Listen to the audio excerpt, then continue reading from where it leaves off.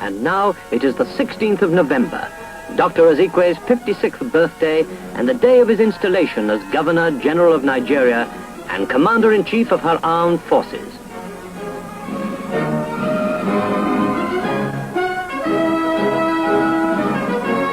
Chief Awolowo is among the many who have come from all parts of the Federation to honor Zeke on this day of days.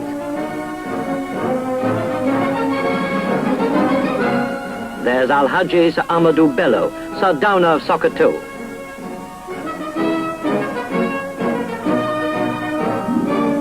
Premiers, federal ministers, and high government officials come to take their places in the specially constructed pavilion.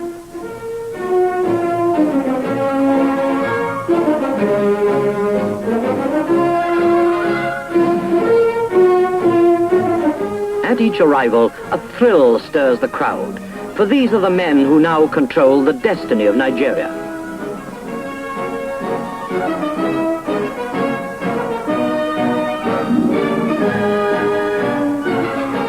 There is, of course, a particular welcome for Alhaji Sir Abubakar, to whom, in his office as Prime Minister, fell the responsibility of recommending to Her Majesty the Queen the appointment of Dr. Azikiwe.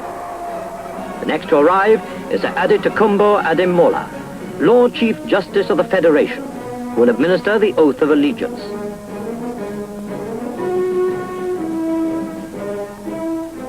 And as the cries of "Zeke, Zeke" ring around Tafawa Balewa Square, the man himself arrives.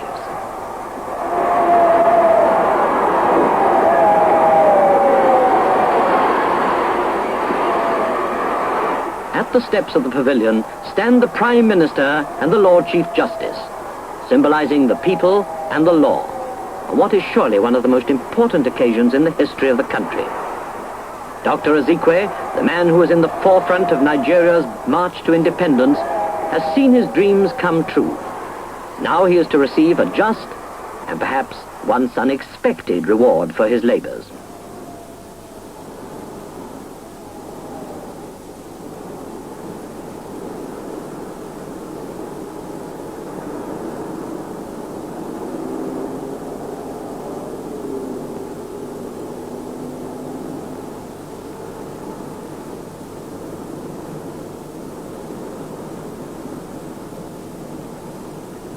The vast crowds which fill the stands are hushed.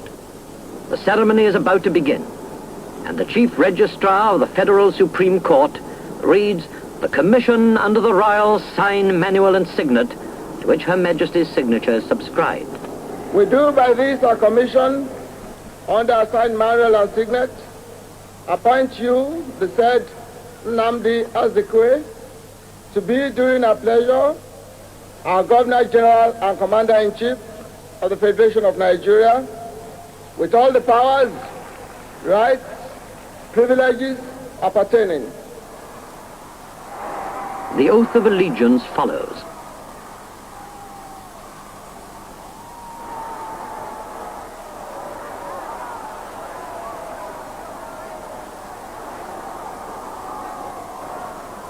I, Nnamdi Azikiwe, do swear that I will be faithful and bear true allegiance to Her Majesty Queen Elizabeth II, her heirs and successors, according to law. So help me God. I, Nnamdi Azikiwe, do swear that I will well and truly serve Her Majesty Queen Elizabeth II, her heirs and successors, in the office of Governor General of the Federation of Nigeria. So help me God. By this simple ceremony, Dr. Azikiwe takes his place as the honored successor of the many distinguished men who have held this high office. He is now His Excellency the Governor General.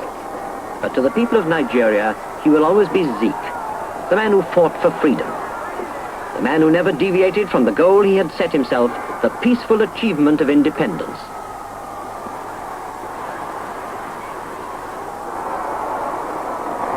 He moves to the steps of the pavilion to see his own personal standard broken for the first time.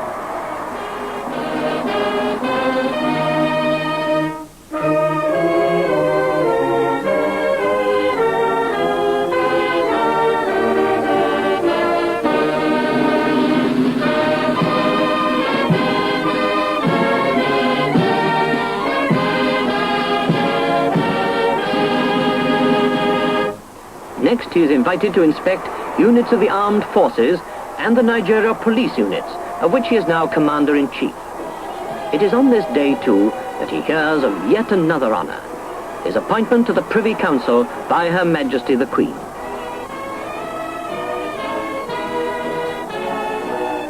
The inspection over, he returns to the dais to deliver his inaugural address. He calls it Respect for Human Dignity, and in it are revealed all the compassion, all the dogged resolution which have made him the popular symbol of Nigeria's new status in the world.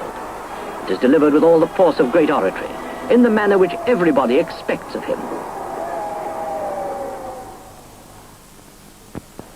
It is with humility, mingled with joy, that I thank this grand concourse of patriots and friends of Nigeria for congregating here today on the occasion of my inauguration as the first African Governor-General and Commander-in-Chief of the Federation of Nigeria.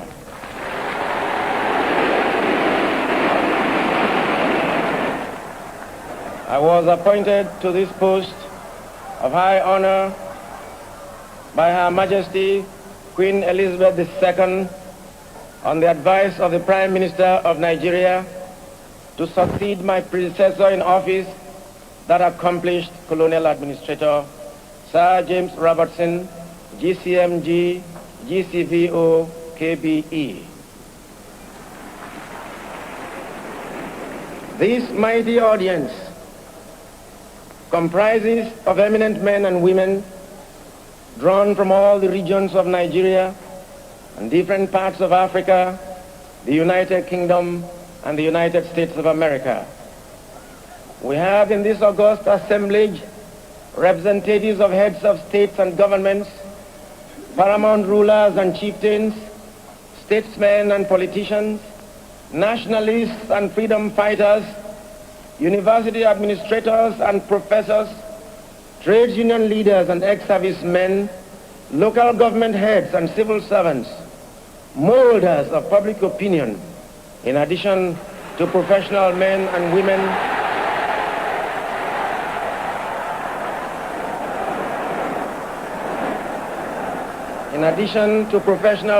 women, in different walks of life, including a select group of invitees who represent various organizations which are interested in Africa and in the orderly progress of our country towards national autonomy. Whilst it is a fact that the Commonwealth is a voluntary association which is loose, flexible, and adaptable, and its members value it for its varied variety and multiplicity of outlook, its member governments sometimes acting in unison, sometimes separately, but always freely exchanging views and information, and always adding something to a common pool of mutual understanding. Nevertheless, Nigerians cannot be expected to be supine when such a basic human right as respect for human dignity is violated with impunity in any part of the Commonwealth or in any part of the world. The challenge of Nigeria as a free state in 20th century Africa is the need to revive the stature of man in Africa and restore the dignity of man in the world. Nigerians believe passionately in the fundamental human rights. We regard all races of the human family as equal. Under no circumstance shall we accept the idea that the black race is inferior to any other race. I call upon Alhaji Amadu Bello, the Sultan of Sokoto, to join us in this Herculean task of national reconstruction. I exhort Chief Obafemi Awolowo to associate with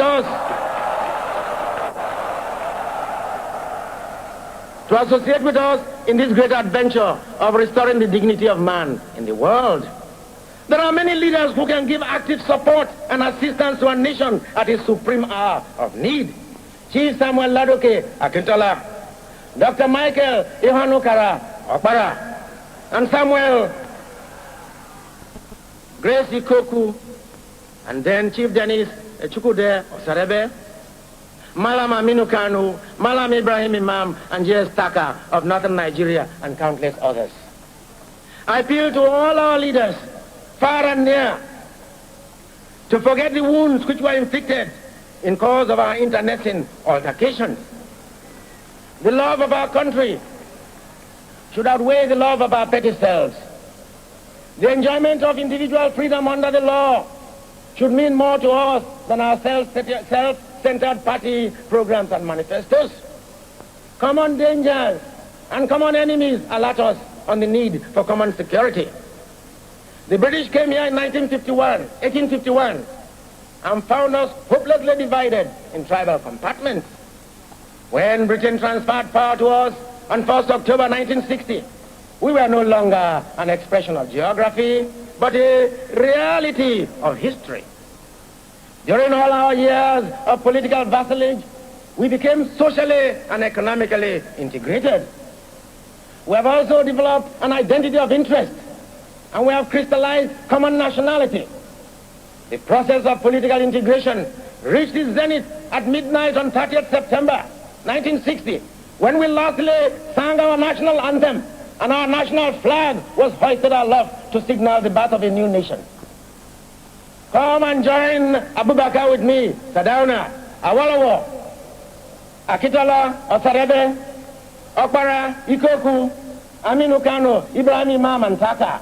Let us bind the nation's wound and let us heal the breaches of the past, so that in forging our nation, there shall emerge on this continent a hate-free, fear-free, and greed-free people who shall be in the vanguard of a world task force whose assignment is not only to revive the stature of man in Africa, but to restore the dignity of man in the world. The independence of Nigeria was doggedly fought and dearly won. During our protracted battles, some of our heroes and heroines fell by the wayside. Some went the way of all flesh. Some paid with their lives. Some were incarcerated. Some lost their jobs. Some sacrificed their fortunes. Some were ostracized, while some were victimized and made to suffer indignity because they dared to demand freedom for Nigeria in our lifetime. Therefore, we must jealously guard our freedom with our lives if need be. I have made up my mind to do all that lies in my power, so that our newly won freedom shall endure. All that remains for us to do now is for our leaders and their followers to demonstrate that spiritual resilience which had enabled us to survive the onslaught of the past. With faith in the eventual success of our adventure in the Committee of Nations, we can look forward to the morrow with hope and charity for our fellow man, knowing that the task has been well done and that prospects of a future are bright. The inaugural speech had made a deep impression on all who heard it by its simple, straightforward appeal. The occasion ends with a march past by the Army, the Navy, and the police.